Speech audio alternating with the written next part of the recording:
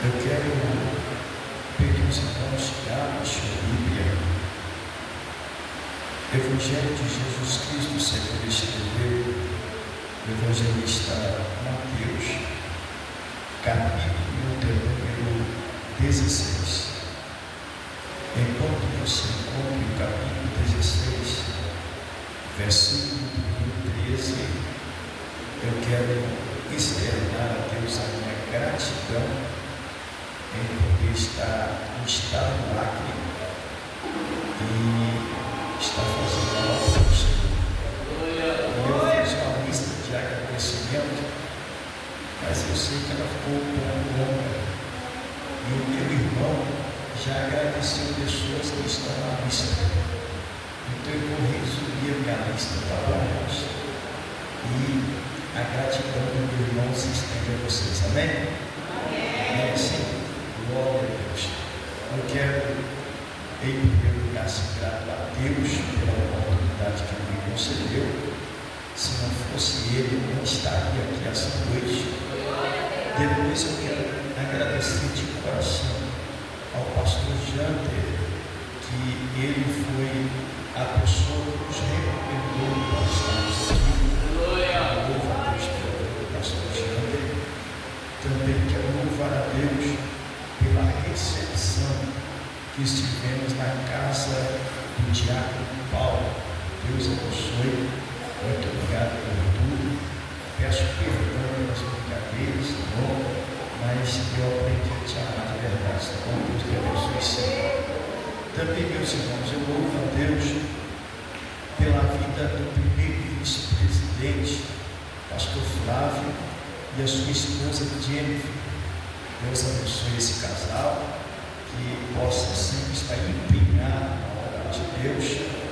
Também quero louvar a Deus pela vida do segundo vice-presidente, pastor José Maria, né? E juntamente com ele também, eu não posso deixar de agradecer a Deus pela vida da sua esposa, Ana Aldenise. Deus abençoe sempre a sua vida, a sua família. E o Lucas, né? Cadê o Lucas? Deus abençoe, Lucas. Você é meu parceiro, tá bom? Glória a Deus. E meus irmãos, finalizando aqui, como eu disse, pulei algumas aqui, principalmente as do almoço e da janta, porque o meu irmão já fez gratidão a isso, tá bom? Eu quero agradecer a Deus pela vida do pastor presidente, pastor Luiz. Deus te abençoe sempre, pastor Luiz. Que Deus te dê muita força e graça nesse ministério, tá bom? E agradecendo ao Senhor, eu também faço menção da irmã Ieda, sua esposa, que Deus lhe abençoe. Tive um almoço abençoado na sua casa, que Deus te abençoe sempre, tá, minha irmã? Seja este assim para a glória de Deus. Meus irmãos, também louvo a Deus pela vida do pastor Josiel, louvo a Deus também pela minha esposa que está lá na minha casa hoje, agora, em oração, por favor, meus filhos e o meu pastor, que é o pastor Samuel. Assim, fazendo esses agradecimentos, eu peço aos irmãos um pouco de atenção para nós lermos o texto sagrado em nome do Senhor Jesus. Amém?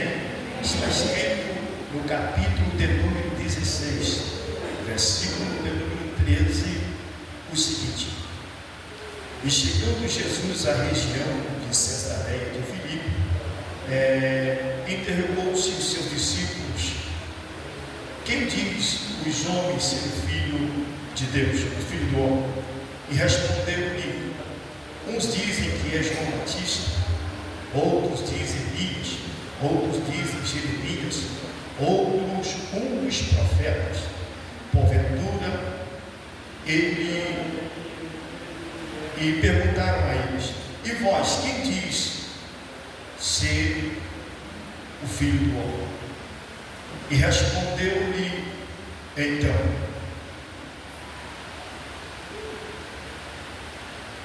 Tu és o Cristo, o Filho do Deus vivo. E respondeu Jesus: Bem-aventurado és tu, Simão Barjonas, pois não foi a carne e nem o sangue que te revelou, mas o meu Pai que está nos céus.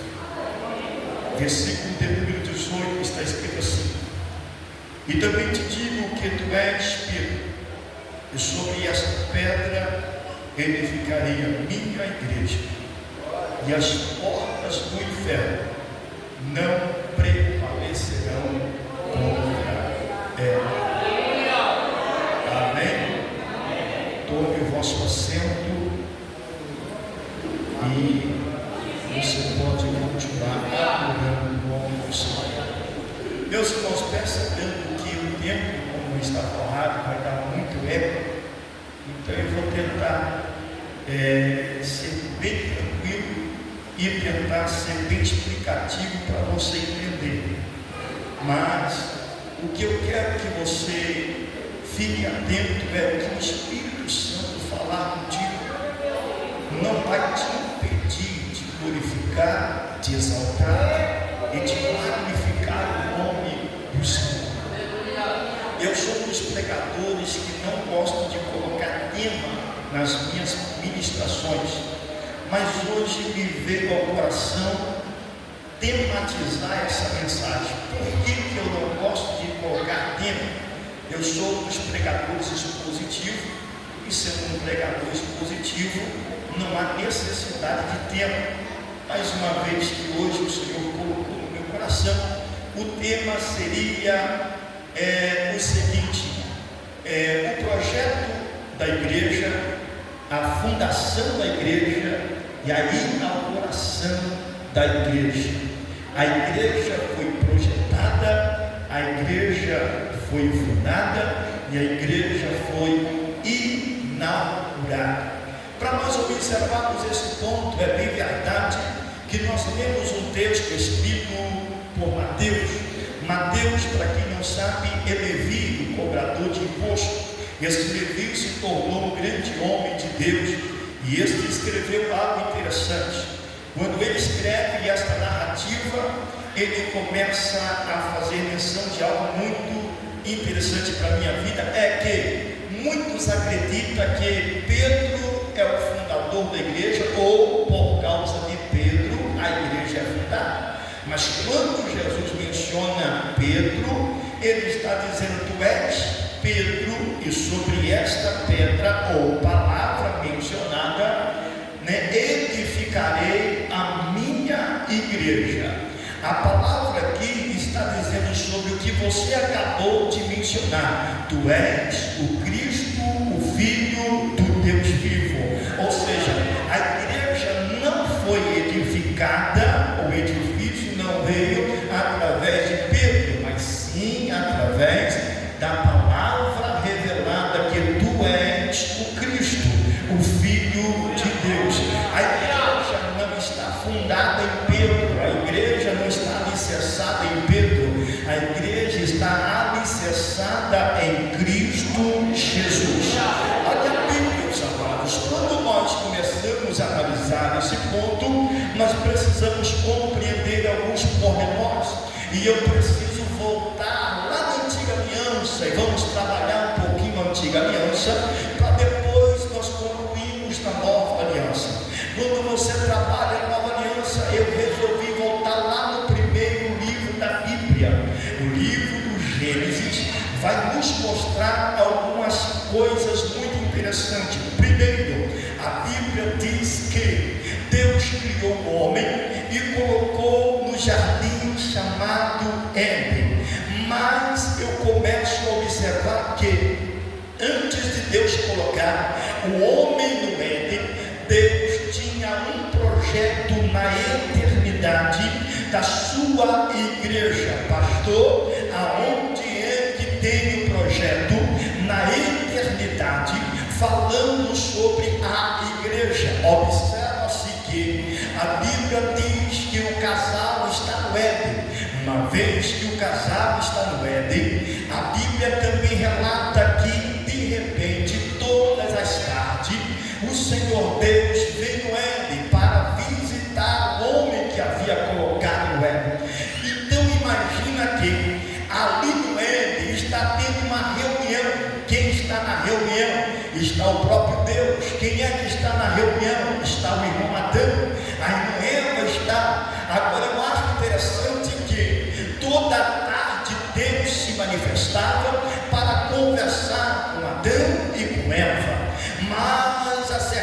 mente que é mais sagaz, ela percebendo essa comunhão entre homem e Deus, ela resolveu colocar a sua colher enferrujada, que é um ditado bem mineiro, aonde não devia, para tentar desfazer essa comunhão entre Deus e o homem. Agora, por um descuido e um deslize do homem, o homem se afastou de Deus.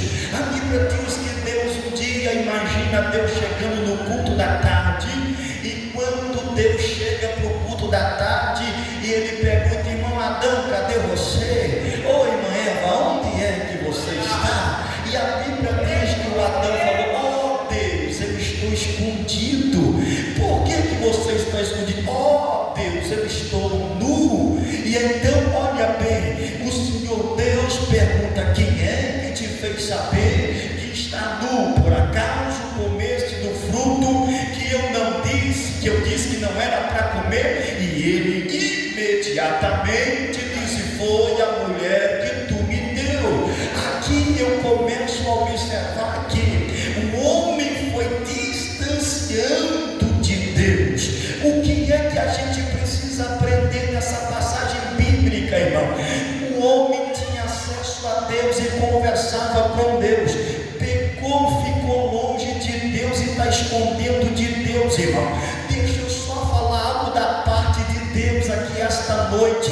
Você sabia que quem está em pecado não gosta de ficar perto de Deus? Tem medo de homem de Deus, tem medo de mulher de Deus, tem medo de profeta de Deus, porque o pecado afasta ele de Deus.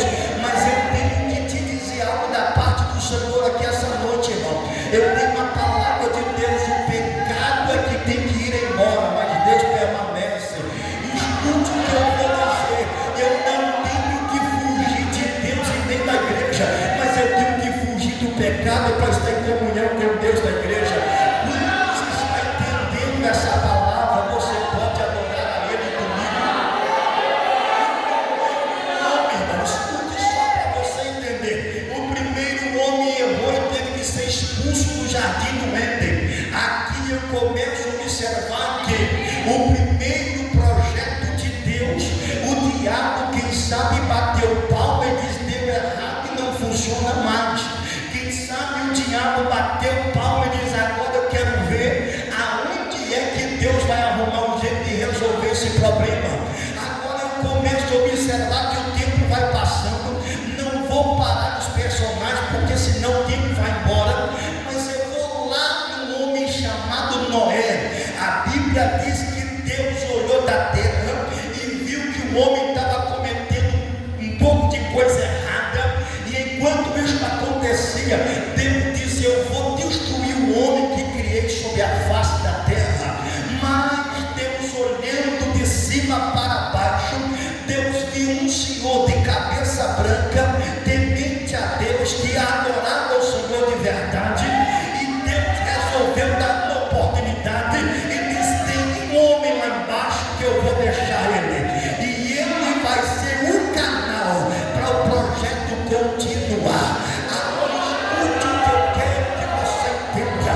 O projeto andou com 8 pessoas: Noé, sua esposa, Sem, Cã e Jafé e suas noras. Deus começa o projeto com 8 pessoas. O primeiro projeto foi apenas com uma pessoa ou 2 pessoas. O segundo projeto está na mão de Deus com 8 pessoas. Imagina Satanás olhando isso e diz: eu vou dar um jeito de exterminar esse projeto. Eu vou acabar com tudo e quero ver o que vai acontecer. A Bíblia diz que ao cabo, quando terminou a navegação de 40 dias, ou melhor dizendo, a chuva de 40 dias, Noé, após tudo isso, ele vai viver o seu período, mas tudo foi acontecendo e foi por água abaixo e não funcionou. De repente Deus resolveu dar mais uma oportunidade. Qual é a oportunidade? É o tempo chamado de patriarcal, aonde existia os patriarcas. Olha bem para você entender. Os patriarcas começou-se com um homem por nome de Abrão.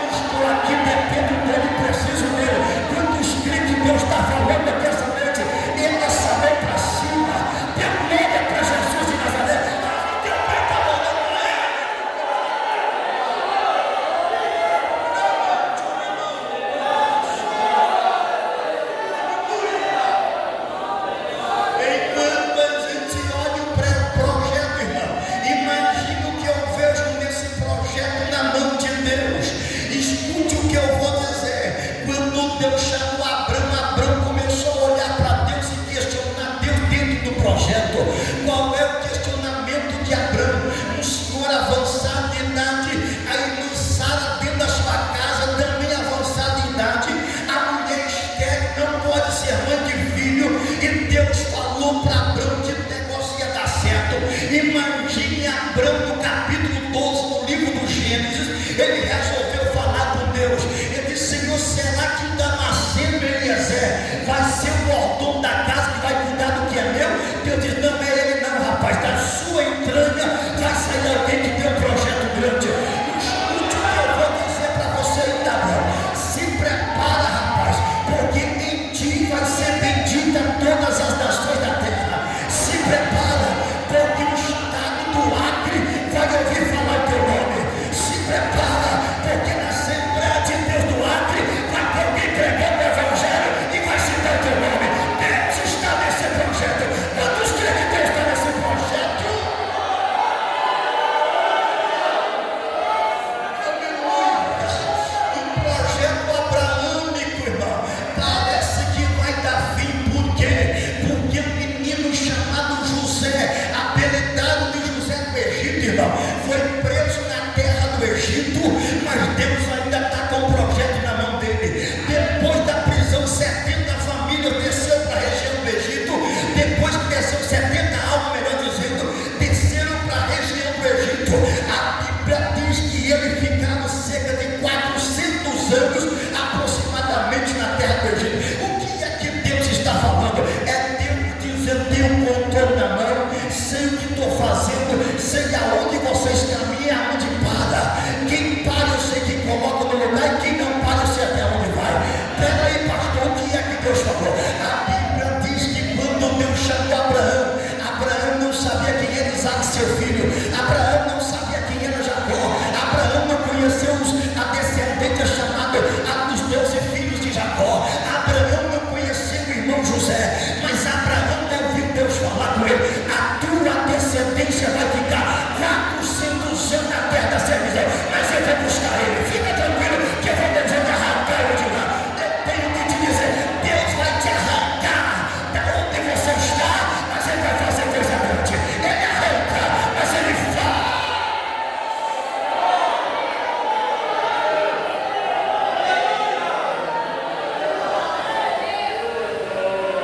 A Bíblia diz no livro do Êxodo, a Bíblia diz que o tempo dos 400 anos vai dando fim. Satanás, que quem sabe ouviu, quem sabe não, ele ouviu Deus falar com Abraão. Imagine Satanás dizendo: vou dar jeito de terminar tudo de novo. Aí o que é que Satanás fez? Colocou no coração de Faraó e disse: olha, destrói esse povo. Eu penso que Satanás vai dar uma olhada no calendário, está dizendo: está dando 400 anos, está beirando 400 anos, antes que alguém nasça, cresça, tenha 40 anos, para arrancar alguém daqui. Deixa eu só dizer, vou mandar o Faraó matar tudo, destruir tudo. Qual é a primeira forma que ele colocou? Eu disse: eu vou na legalidade destruir, e se eu não conseguir na legalidade, eu vou na ilegalidade. Qual é a legalidade? Aí eu comecei a observar. A Bíblia diz que Faraó, percebendo que eles cresciam demais, Faraó falou com as parteiras: olha, quando vocês verem que nascer das mulheres hebreias, tudo que for moça deixa crescer, mas tudo que for rapaz, moço, menino, homem, vocês vão destruir tudo, vai acabar com tudo e não deixa sobreviver. Mas a Bíblia diz que o temor do Senhor caiu no coração das mulheres hebreias, ou das mulheres parteiras. Quando caiu no coração, percebia que o menino era bonito e formoso, e a Bíblia relata, pastor Luiz, que elas não matavam as crianças sobreviviam. Faraó chamou ela no particular e disse: ei, vocês não estão obedecendo a minha ordem. Qual é o motivo? Sabe o que aconteceu? A Bíblia relata que neste período ela dizia: oh meu Senhor, quando a gente vai para ajudar elas a ganhar os seus filhos, elas já deram uma luz e não tem como mais tirar deles, não dá para fazer. Faraó então manda um decreto. Qual é o decreto? Todas as crianças recém-nascidas, elas precisam ser exterminadas. Agora deixa eu falar da parte de Deus. Quem sabe a Bíblia diz no livro do Êxodo, capítulo número 3, que Deus havia ouvido o clamor do seu povo. Mas sabe o que eu aprendo aqui?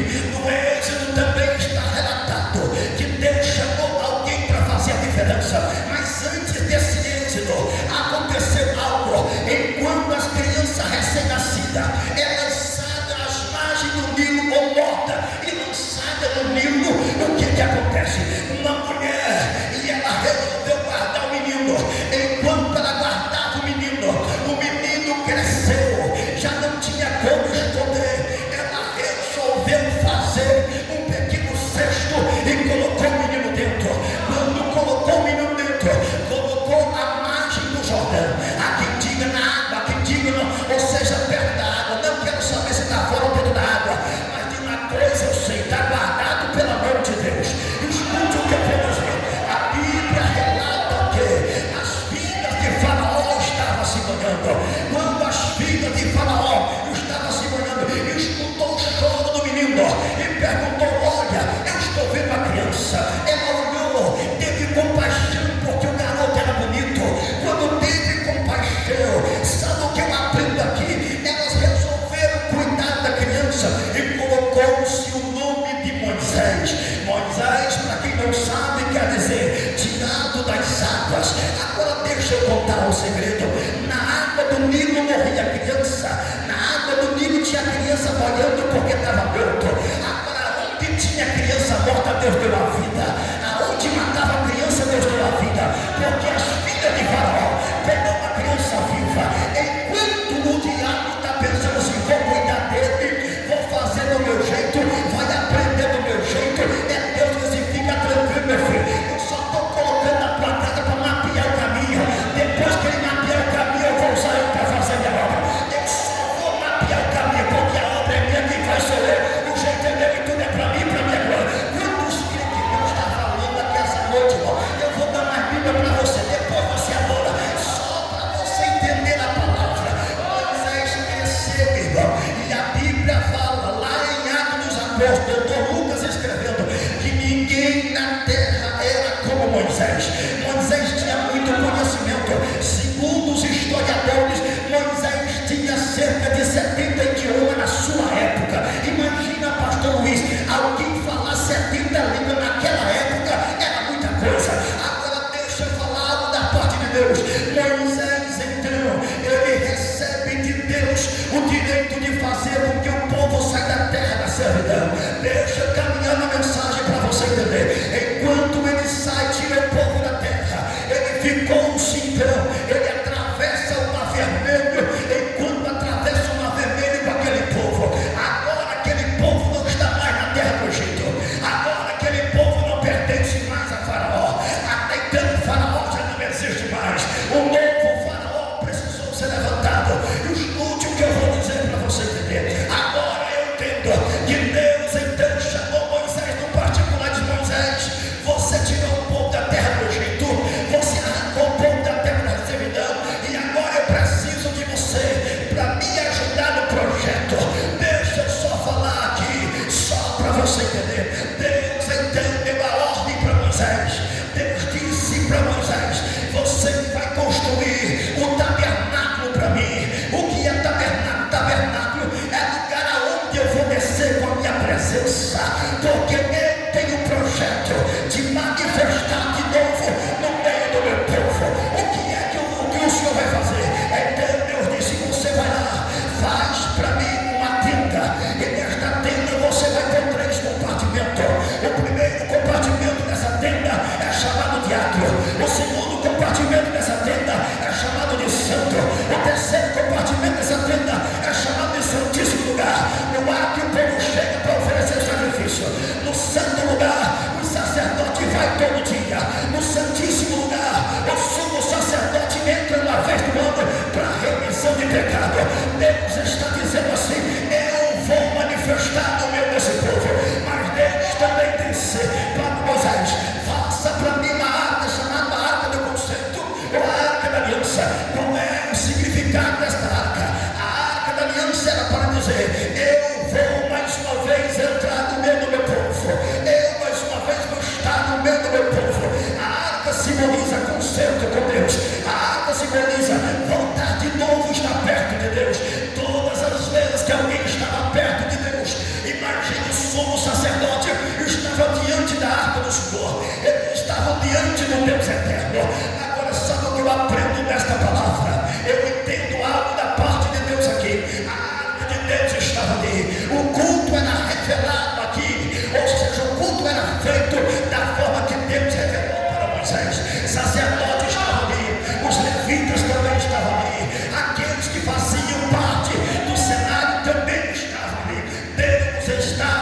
naquele lugar. Deus entendeu a lei para o povo de Israel.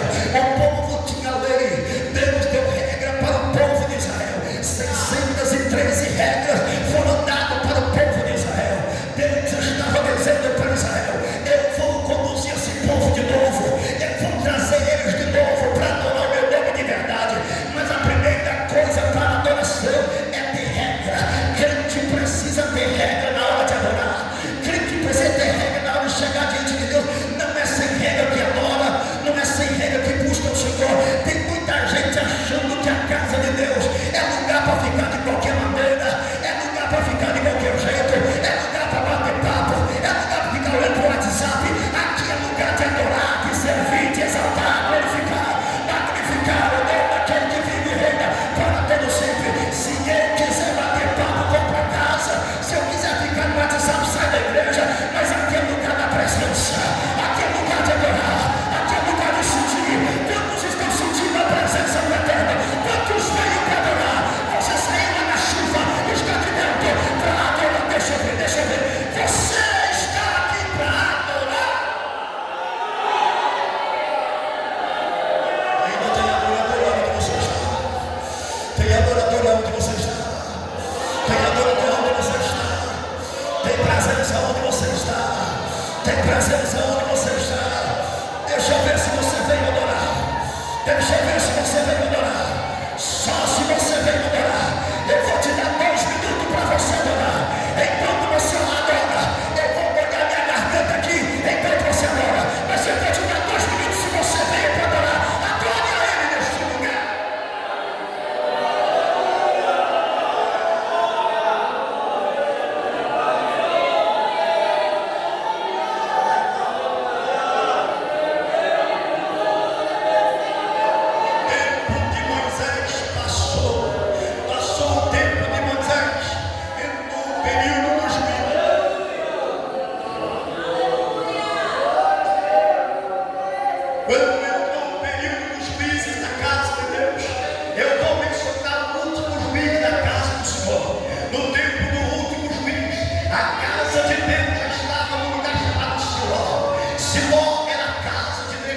Imagina, o povo tinha que ir a Siló, subir a região de Siló para adorar ao Deus do céu.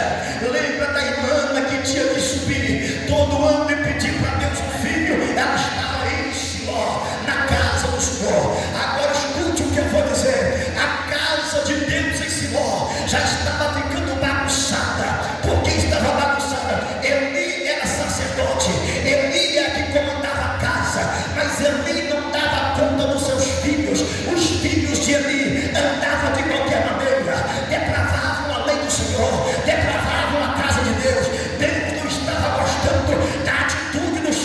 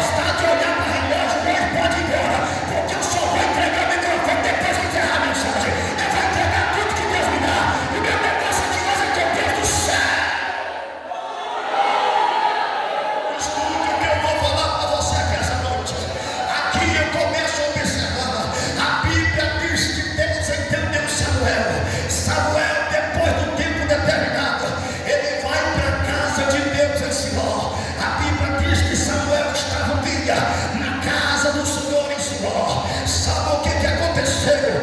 Deus resolveu descer na casa em Siló. Imagina, o sacerdote ali estava lá. Segundo a história, a cama de Samuel era perto da cama de Eli. Ele deitava na cama e Samuel tinha, ou seja, perto da cama de Eli. A distância tem alguém que se arrisca a dizer 2 metros, 2 metros e 10, mas ele não estava lá para medir. Eu só sei que estava perto. Agora escute para você entender. A Bíblia diz que Samuel ouviu uma voz que dizia: Samuel, Samuel. E Samuel levantou e ele chegou e disse: meu Senhor, o Senhor está me chamando. E ele disse: não, Samuel, volte a deitar que eu não te chamei. E Samuel deitou novamente. A voz bradou novamente de Samuel, Samuel. E Samuel voltou e disse: meu Senhor, o Senhor me chamou. E ele disse: não. Voltou pela terceira vez. Eu me acendei na sua mente e disse: opa, Deus está querendo falar com um garoto de 8 anos e não quer falar comigo. Deus está falando com o garoto e não está falando comigo. Deixa eu falar da parte de Deus aqui esta noite. Se você pensa que paletó faz Deus falar contigo, é mentira. Se você pensa que gravata faz Deus falar contigo, é mentira. Deus fala com quem tem intimidade, não importa quem é, mas é só quem tem intimidade com Ele, é que Ele vai falar. Eu já estou vendo o prego chegando, eu já estou vendo o crente chegando, já tem crente sentindo a presença do Eterno Deus de Israel. Deus vai falar, Deus está falando.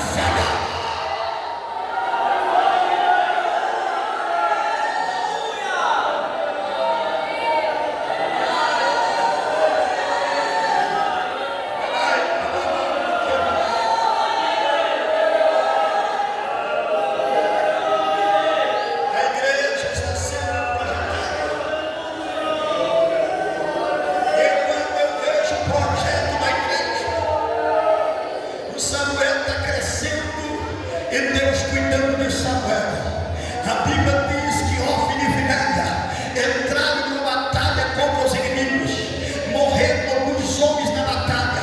Ofni e Finéia, não tendo visão espiritual mais porque não tinha, resolveu pegar a arca da aliança, que é símbolo da presença de Deus, e resolveu tirar da casa de Deus em Siló. Quando tirou a presença de Deus da casa, a Bíblia diz que eles foram. Os inimigos ouvindo isso e disse: olha, eu estou escutando barulho e parece que é barulho de júbilo, e o Deus dele é chamado Deus da guerra. Eu estou vendo que parece que o Deus dele está no meio deles. E a Bíblia diz que os inimigos se armaram por dente. Só que eu aprendi algo da parte de Deus aqui, obreiros. Escuta, nem todo barulho Deus está presente no meio, nem todo glória a Deus está presente no meio, nem toda língua estranha Deus está presente no meio. Tem barulho que parece ser de Deus, mas não é. Tem barulho que parece ser do céu, mas não é. Por que não é, pastor? Porque barulho do céu eu só não sinto ele na igreja, eu sinto ele todo dia. Tenho ele na minha vida, ando com ele, fico com ele. Aonde eu estou, ele está presente. Crente que fala palavrão, Deus não está com ele. Crente que xinga o solto, Deus não está com ele. Crente que acha que é crente só de Deus, Deus não está com ele. Deus não está preocupado com a mata vazia. Deus só quer crente cheio do poder dele e da presença dele.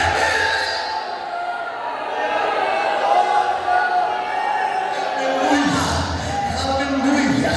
Ofni e Finéia, eles vão para a batalha, mas a arca vai, mas Deus não está presente. A Bíblia diz que quando isso aconteceu, todos perderam a vida. Somente um homem ficou de pé para trazer notícia. Quando ele trouxe a notícia, sabe o que aconteceu? A Bíblia diz que ele estava sentado na cadeira, ele estava de longe olhando. Quando eles chegaram, imagina quando alguém chegou e disse: oh meu Senhor, nós perdemos a batalha. Imagina ele perguntando: e aí, como é que é o Ofni? Como é que está o Finéia? Ali diz: oh meu Senhor, eu peço-lhe que o Senhor entenda, mas todos eles morreram.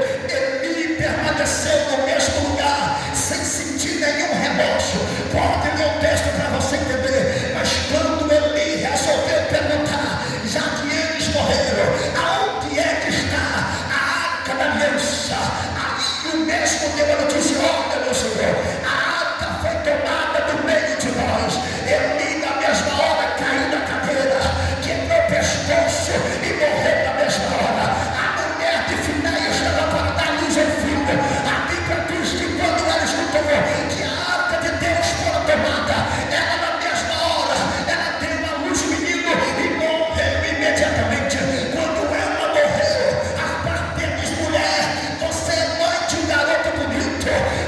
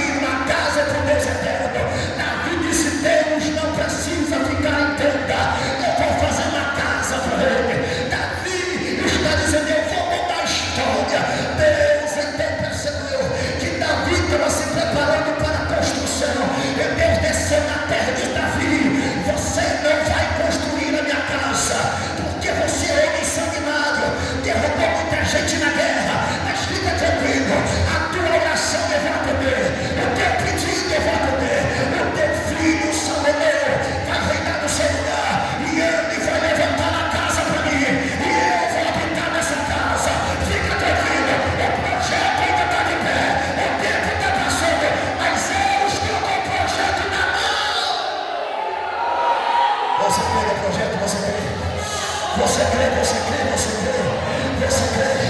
O tempo está passando, mas o projeto está de pé.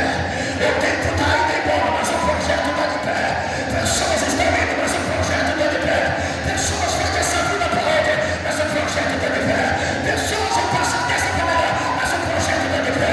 Tem projeto, tem projeto, tem projeto.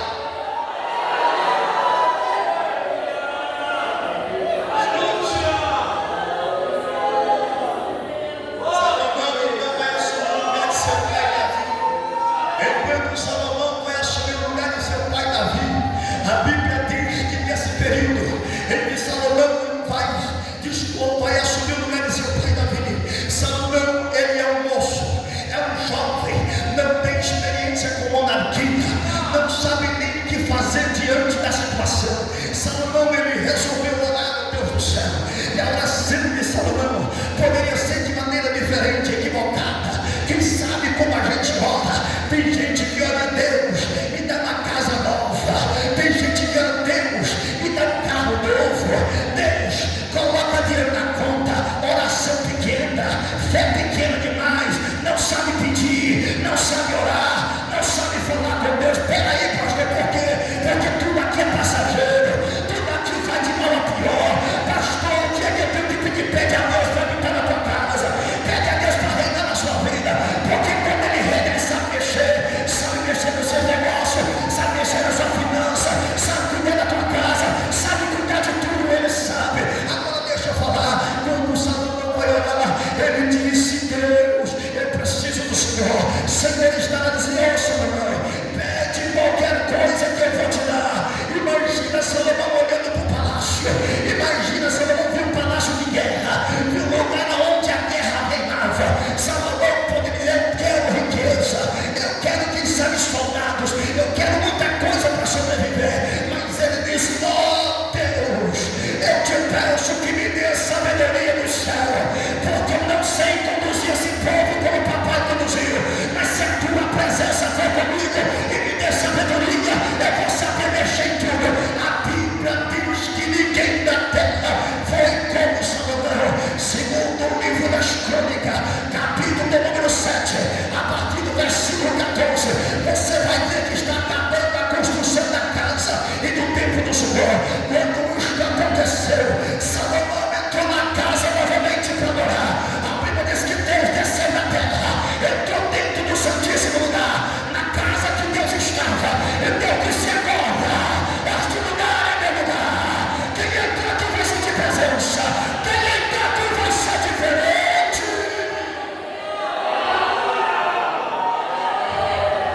Você está na casa dele. Você está na casa dele. Você está na casa dele. Você está na casa dele.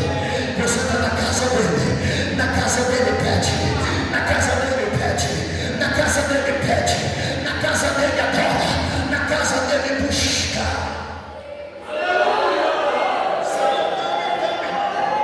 Salomão então, ele recebe de Deus. E Deus resolveu falar. Ele disse: olha, agora os meus olhos estarão sobre este lugar.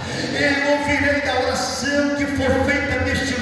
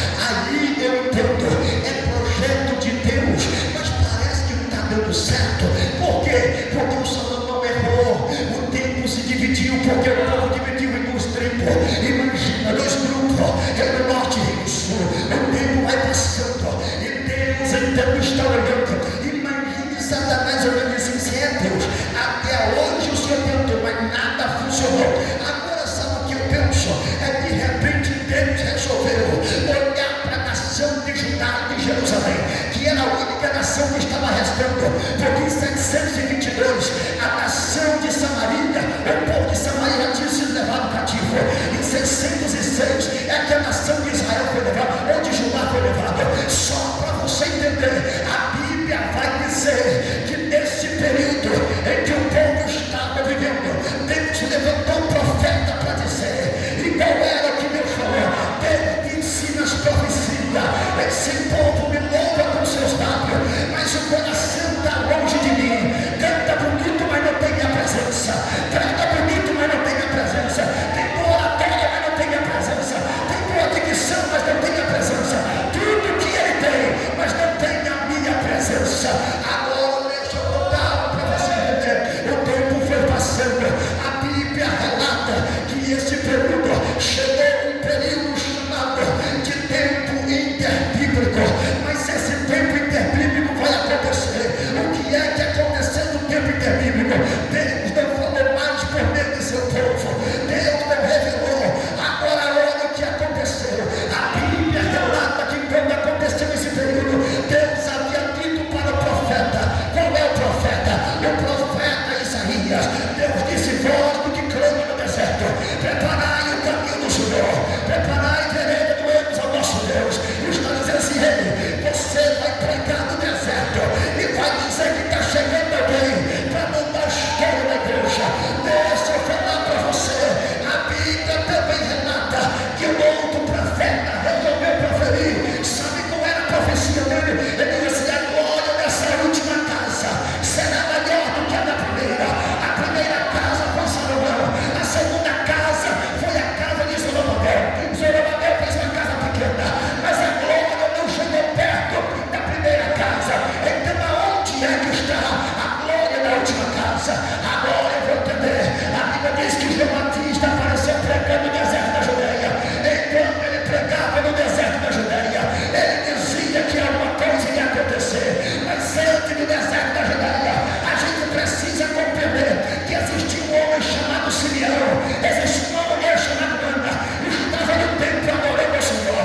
Mas este casal que estava no templo era avançada idade. Ele diz: eu tenho que eu vou, porque Deus me fez promessa, e eu não vou partir dessa vida enquanto eu não ver a salvação de Israel. A Bíblia diz que José e Maria vai no templo, entrega a criança na mão de Simeão. Simeão disse: eu vejo a glória do segundo templo, eu vejo a glória da segunda casa.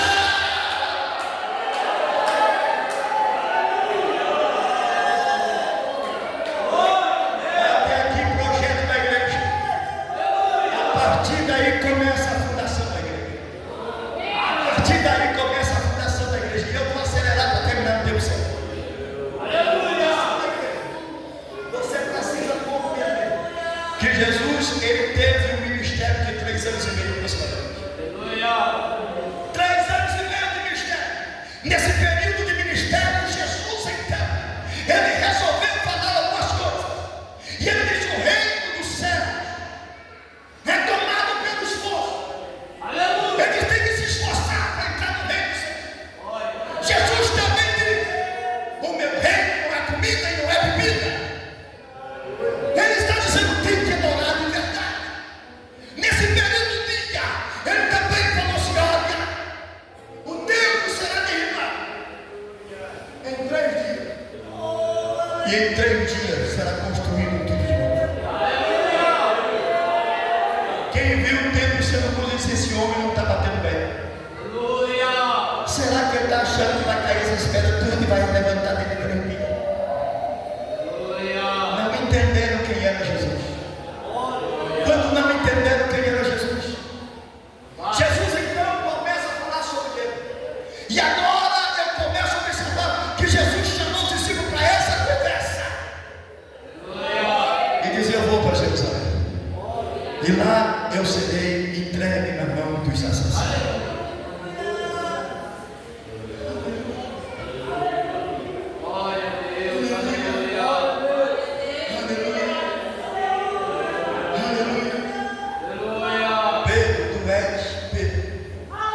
E sobre esta pedra edificarei a minha igreja, e as portas do inferno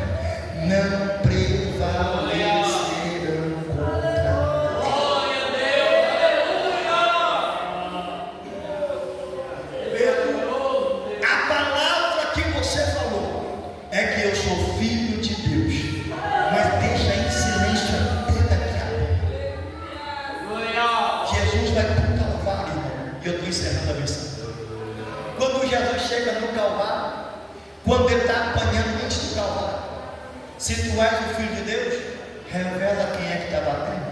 Aleluia! Não é a hora. Jesus é açoitado. Jesus, então, ele vai ser levado para o Calvário, e lá no Calvário tem dois ladrões, uma à direita e outra à esquerda, e ele no meio. E de repente um diz assim: se tu és o Filho de Deus, como diz que tu és, desce dessa cruz e saberemos que é Deus. É só descer que a gente adora e saberemos que é Deus. Eles ainda não chegou. Escuta o que eu vou dizer. O outro que estava do outro lado dizia: a gente está aqui porque a gente errou, mas esse homem nada fez para estar aqui, e ele prometeu de mim poder entrar no teu reino. E ele disse: no reino não dá, porque no reino é governo e você já está morrendo, mas no paraíso dá. Hoje mesmo estarás comigo no paraíso.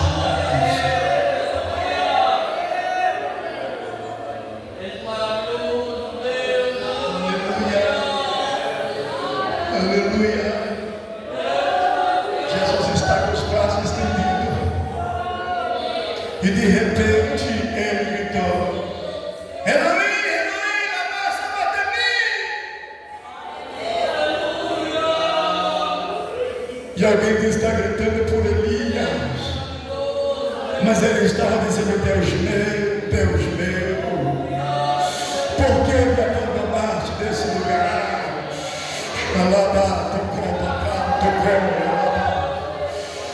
Deus meu, por que me abandonaste?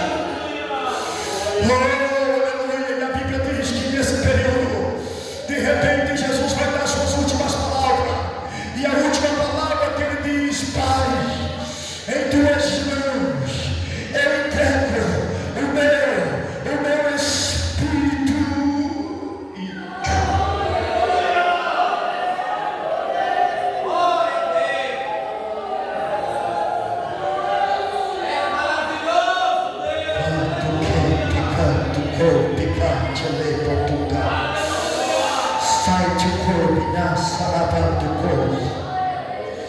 Enquanto ele está, o velho tempo se rasgou de alto a baixo, a escuridão tomou conta do ambiente, e todos tiveram que dizer no mesmo som de voz: verdadeiramente, este é o Filho de Deus.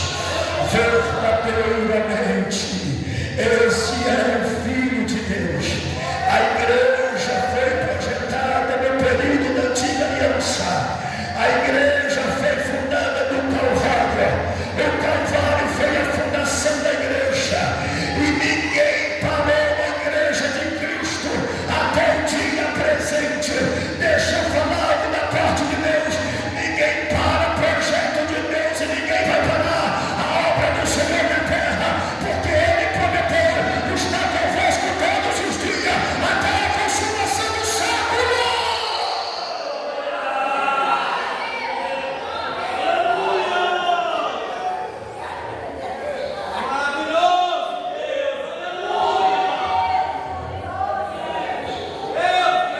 Jesus ressuscitou ao terceiro dia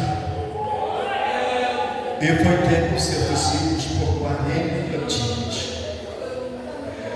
Após 40 dias, ele resolveu dizer: eu vou para o céu, mas o papai vai mandar outro consolador, e vai estar convosco todos os dias até a consumação dos séculos. Jesus está conversando com seus discípulos na última instrução. E na última instrução que Jesus está conversando com seus discípulos, imagine Jesus de pé e os 12 pé conversando. Jesus está conversando, estão todos em terra, pastor, todo mundo assim, ó, tete a tete. Minha mulher não gosta de falar tete a tete, não, mas fala frente a frente. Fica me corrigindo também. com seus discípulos, e eles começam a conversar, e ele falando sobre as últimas instruções, e de fazer discípulos. Ensina ele, batiza, em nome do Pai, do Filho e do Espírito Santo. E de repente eles estão olhando assim, ó. De repente eles estão olhando assim, ó. De repente eles estão olhando assim. Sabe por quê, pastor? A gente, quando vem para estar perto de Jesus, a gente vem com o pé na terra. Mas depois que Jesus vai tomando o nosso coração, a gente sai da terra sem perceber. Crente que teme a Deus, irmão, quando ele vem para o culto pentecostal, ele entra na terra. Mas ele sai do culto fora da terra. Ele sai do culto flutuando na presença de Deus. Porque Deus vai tomando o ambiente dele, vai tomando o coração dele, vai tomando a vida dele. É por isso que eu quero vos dizer: este ambiente aqui é propício à presença dele.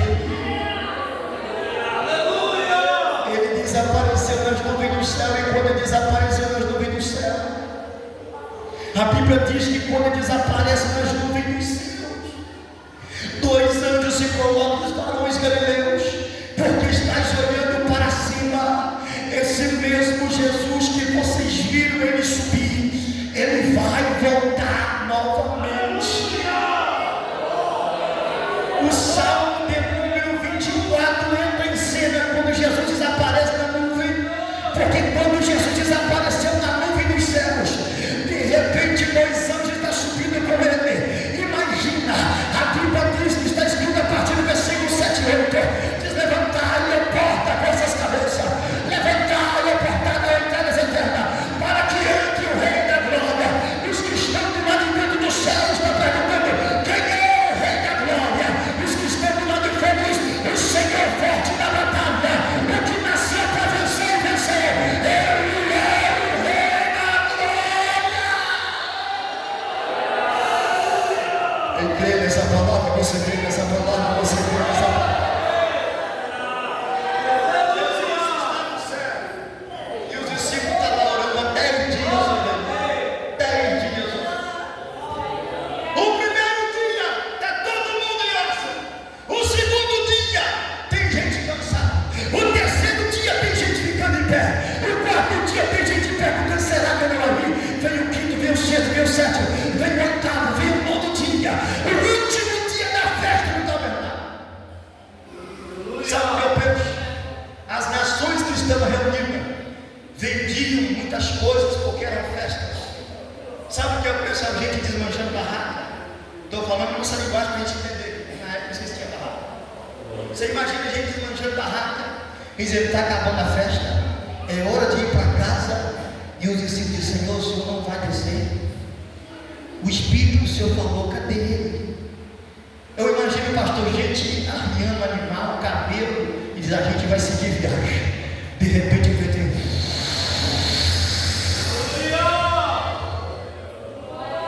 entrou na casa, e todos que estavam reunidos, eram quase 120 crentes, começaram a ser cheios do poder de Deus e começaram a falar em outras línguas. O povo começou a ouvir o alvoroço e perguntou: o que está acontecendo? Alguém disse: olha, esse tal de Galileu que andava com o tal de Jesus de Nazaré. Eu disse: então está todo mundo bêbado, está embriagado, porque Galileu é chamado de analfabeto. E Pedro levantou no meio da multidão: aqui não tem ninguém analfabeto, ninguém é Galileu aqui não, e ninguém está embriagado. Melhor dizer, está todo mundo cheio do poder de Deus e do Espírito Santo de Deus. Sabe o que acontece? Era o último dia da festa para ele, mas era o primeiro para Jesus. A Jesus dizemos que a igreja ela foi fundada no Calvário, porque ela foi projetada na eternidade. Mas agora eu vou inaugurar a minha igreja onde? É no Pentecoste que vai haver a inauguração da igreja. Se coloca sobre os pés comigo, se coloca sobre os seus pés.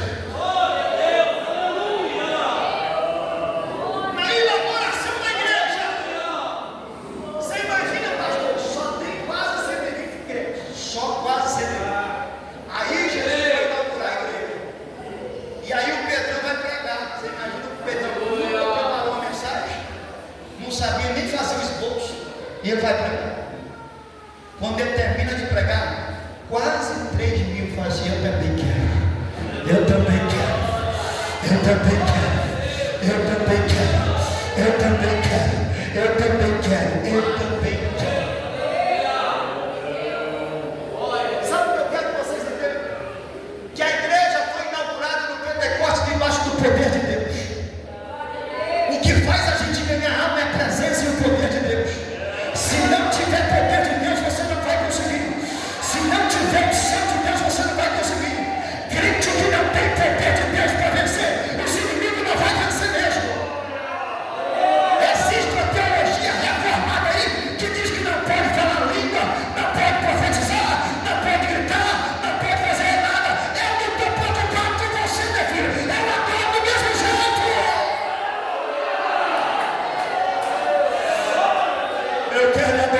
aquele que é digno de honra, de glória, de louvor e de adoração. Eu fui tomado pelo poder de Deus no dia que Ele me batizou, e eu quero ser cheio do poder de Deus até o arrebatamento da igreja. Eu não vim para brincar de segredo e nem brincar de poder de Deus. Eu quero sentir a presença dEle.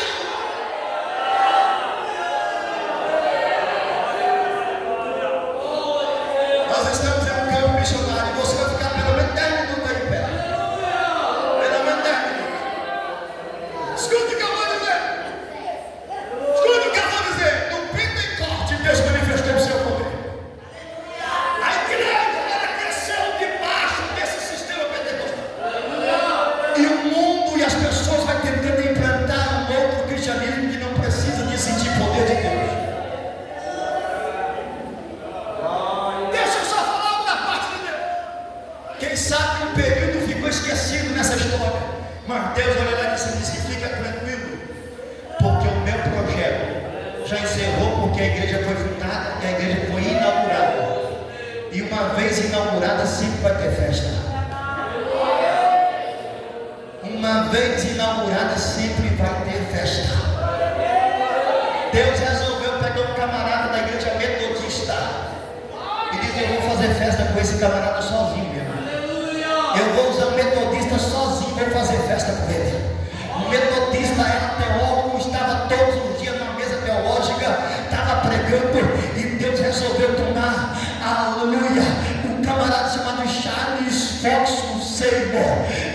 Charles Fox Parham. Escute o que eu vou dizer. Esse camarada todos os dias estava lá buscando a presença de Deus. Chegou ao ponto de alguém dizer: não vai para a sala teológica dele, porque esse cara está ensinando heresia. Ele tem que criar outra estrutura teológica. E ele saiu dessa igreja. Futuramente foi para mim. Só que quando ele fazia isso, ele falava sobre o avivamento, porque a igreja da época, ela só pregava salvação e pregava arrependimento, e você precisava ser transformado, só isso. Mas esse homem, por nome de Parham, Charles Parham, ele começou a pregar e disse: Jesus também batiza com o Espírito Santo. Jesus também batiza com o Espírito Santo. Um homem negro chamado William Seymour ficou sabendo que ele, Charles Fox Parham, era um pregador que tinha também na veia o desejo pentecostal. Ele disse: eu vou procurar esse homem e vou ver como é que ele é. E ele chegou para ver, chegou lá, sabe onde encontrou ele? Encontrou ele lá na faculdade, dando aula. E ele chegou e disse: ô Parham, eu posso participar das suas aulas? Parham, na mesma hora, olhou e disse: olha, você podia até participar, mas você é negro, e o negro não podia misturar com os brancos. Aquele homem chamado William, naquele dia ele chorou. E ele falou: Parham, eu não posso ficar no corredor ali para me aprender. Eu não posso ficar no corredor para me aprender. Sabe o que é isso? É sede de conhecer Deus, é sede de querer Deus, é vontade de querer Deus, é vontade de buscar Deus.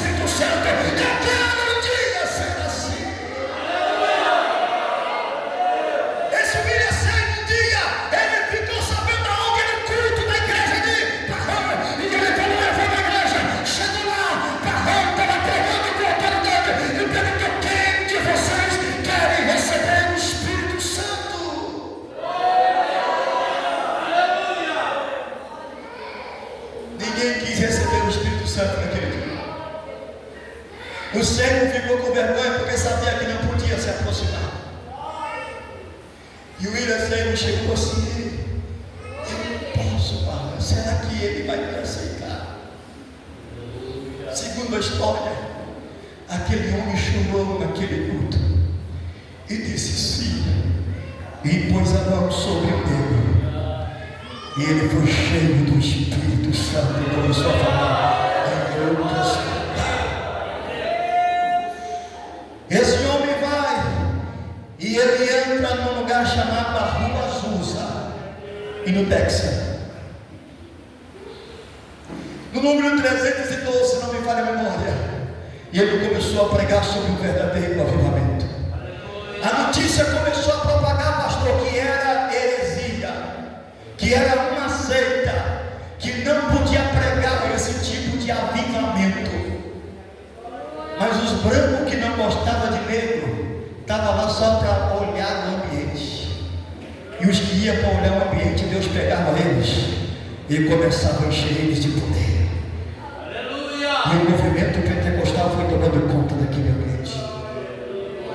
Dois homens chamados Daniel Meg e Gunavig foi lá na Rua Azusa e aprendeu algumas coisas e foram tomados pelo poder de Deus. Esses homens chegaram no nosso Brasil, Belém do Pará, você sabe disso. E ali começaram a reunir com alguns crentes batistas. E ali começaram a estudar e a falar do poder de Deus. E nesse período que eles falavam do poder de Deus, alguns que olhavam para isso diziam: não pode acontecer isso. Cerca de 18 crentes naquela época saíram da igreja batista e foram atrás desses dois homens. Entre esses 18 crentes, uma mulher chamada Maria Celina de Albuquerque, ela disse: Deus de verdade batiza com o Espírito Santo. Eu também quero o Espírito Santo. Ela buscou de Deus, e Jesus batizou a primeira brasileira com o Espírito Santo naquele dia. Eu quero vos dizer que nós estamos aqui em uma festa para Ele. Nós estamos aqui aproveitando a festividade, porque já foi inaugurada no Pentecoste, mas na festividade que Ele tem, Ele ainda batiza com o Espírito Santo, Ele ainda renova a crente, Ele ainda enche o crente, Ele ainda transforma a crente, Ele ainda faz quantos crentes Ele faz nesse lugar. Você pode levantar a mão comigo, adorar a Ele. Eu disse que até um mundo para você ficar de pé, falta 4. Aleluia! Eu quero perguntar essa noite, só quem tem coragem, quem não tem, fica quieto. Aleluia! Você tem coragem, você que ainda não é, mas tem buscado, porque se não tem buscado, não adianta nada. De vir aqui à frente e pedir para Jesus te batizar com o Espírito Santo. Aleluia! Eu não batizo ninguém, mas o Deus que eu sei batiza. Eu não encho ninguém, pastor, mas o Deus que eu sirvo enche. Aleluia! Tem alguém que não é batizado com o Espírito Santo e quer ser batizado aqui essa noite? Se tem, vem comigo, porque eu não tenho muito tempo.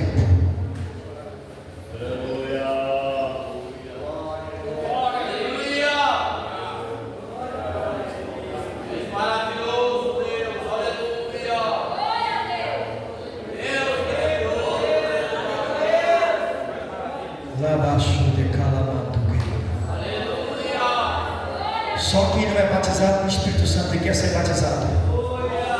Só quem não é batizado com o Espírito Santo e quer ser batizado. Pastor, mas o senhor não está nem fazendo alvoroço para Jesus batizar. Não sou eu que batizo, meu filho. Preciso fazer alvoroço para ele fazer igual ele faz, o que ele quer. Quem batiza é ele, você concorda, pastor? Aleluia. Quantos que são batizados com o Espírito Santo e falam em línguas, ainda são cheios de Deus, falam em línguas estranhas com Deus? Quantos que são? Quantos que são? Eu quero 3 irmãs batizadas com o Espírito Santo e um irmão batizado com o Espírito Santo. Eu quero aqui essa noite 3 irmãs batizadas com o Espírito Santo. Espera aí que parece que vocês vão se batizar, não.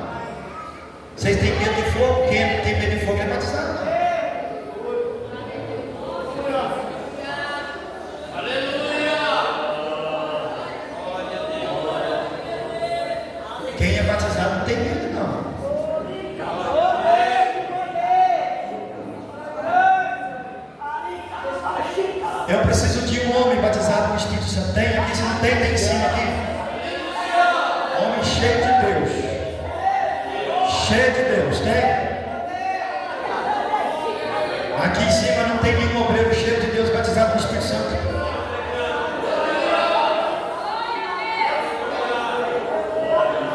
Se vocês não tirarem esse medo que vocês têm, meu filho, vocês vão ficar chupando manga há muito tempo. É preciso ter coragem para fazer para Deus. Você sabe por que eu saí a quase 5 mil quilômetros? Porque eu tenho coragem de fazer para Deus. A gente tem que ter coragem de adorar, tem coragem de fazer. Tem que se posicionar como tal.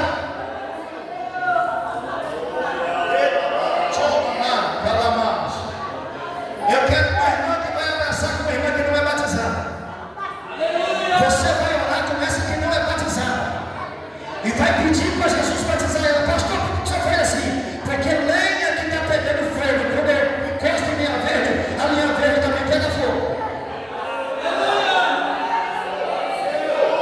É esse o sentido.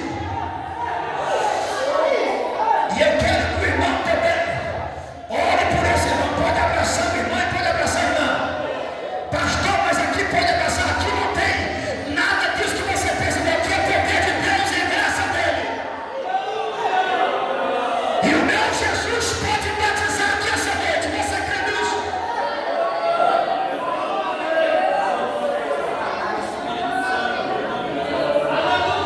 Abraça sua irmã, abraça a irmã, abraça a irmã. Abraça, irmão, abraça. Abraça, ore com ele, pede para Jesus batizar ele. Escute o que eu vou dizer para vocês. Se vocês que estão vindo aqui à frente sentir de abrir a boca em línguas estranhas, não reprima o Espírito Santo, porque ele